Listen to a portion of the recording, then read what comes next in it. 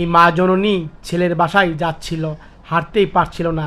ছেলে গেট থেকে বার হলো আর ছেলে সামনের দিকে তাকিয়ে দেখলো তার মা আসছে। আরে মা আসতেছে আমার বাসার দিকে, মা আসলে তো আমার ঝামেলা হবে, মাকে রাখা যাবে না, এই কথা বলল। এক পর্যায়ে ছেলে দৌড়ে রুমের ভিতরে ঢুকছিল, কেসি গেট লাগিয়ে দিল আর চলে গেল রুমে। এদিকে মা হাঁটতেই পারছিল না, আস্তে আস্তে করে ছেলের বাসার কাছে আসলো। আসে তখন আস্তে করে গেটটা ধরলো আর তখন মা ছেলেকে ডাকছিল, বাবা মুরাদ আমি তোর মা, দরজা খোল বাবা মুরাদ, এইভাবে কথা বলছে আর দরজা খুলছে না। আরে মা আমাকে ডাকছে, এখন কি করি, কোথায় মাকে রাখি, এভাবে কথা বলছে। মা আসলে তো ভেজাল, আচ্ছা ঠিক আছে ভাইয়ের বাসা, ছোটো ভাইয়ের বাসা পাঠিয়ে দিব।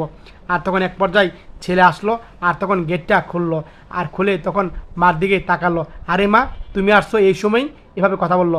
বাবা শরীরটা বেশি ভালো না, তার জন্য গ্রাম থেকে ডাইরেক্ট তোর বাসায় এসেছি, কয়েকদিন থাকবো। কয়েকদিন থাকো মানে তোমার বউ তো বাড়িতে নাই, তুমি কোথায় থাকবা, কি খাবা তুমি, আমারই তো থাকার জায়গা নাই, বাইরে খাই আমি, এভাবে কথা হলো।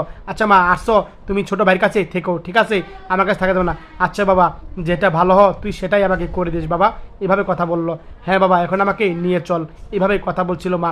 আচ্ছা ঠিক আছে দেখছি কি করা যায়, আচ্ছা তাড়াতাড়ি করে ছোটো ভাইয়ের বাসা রেখে আসি, এভাবে কথা বললো ছেলেটা। আর বললো চলো চলো মা ছোটো ভাইয়ের বাসা রেখে আসি। এক পর্যায়ে মাকে ধরে ধরে নিয়ে যাচ্ছিল।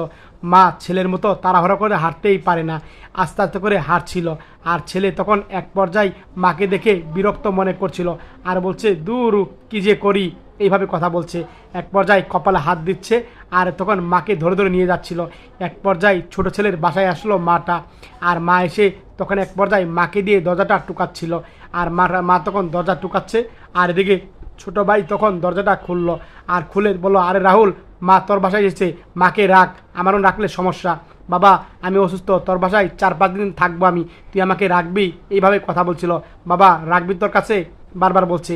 আর তখন ছোটো ছেলে কথা মার শুনলো আর ছোটো ছেলে মার কথা শুনে তখন বলল যে মা আরে কি বলছো, 4-5 দিন কেন, তুমি আমার যতদিন থাকো মন চা, এভাবে কথা বললো।